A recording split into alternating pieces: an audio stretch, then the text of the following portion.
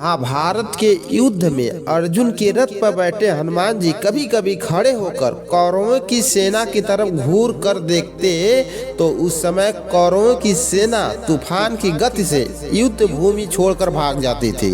हनुमान जी की दृष्टि का सामना करने का साहस किसी में नहीं था।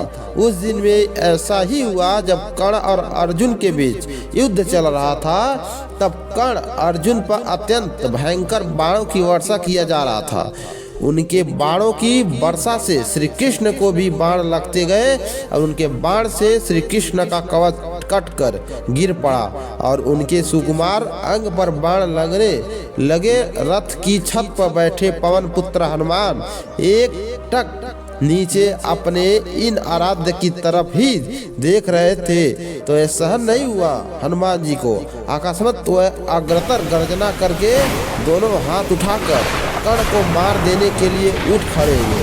हनुमान जी की भयंकर गर्जना से ऐसा लगा मानो ब्रह्मांड ही फट गया हो और कौरव सेना तो पहले ही भाग चुकी थी। अब पांडव पक्ष की सेना भी उनकी गर्जना के भय से भागने लगी। हनुमान जी का क्रोध देखकर कर्ण के हाथ से धनुष छूट कर गिर गया।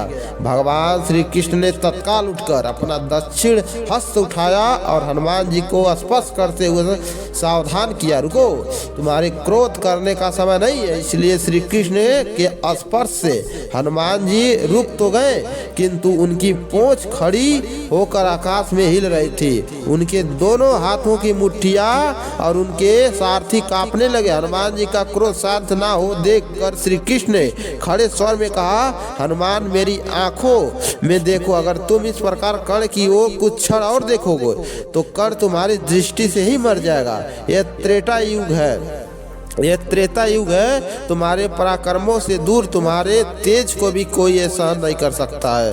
मैं इस युद्ध में शांत रहकर बैठने को कहा।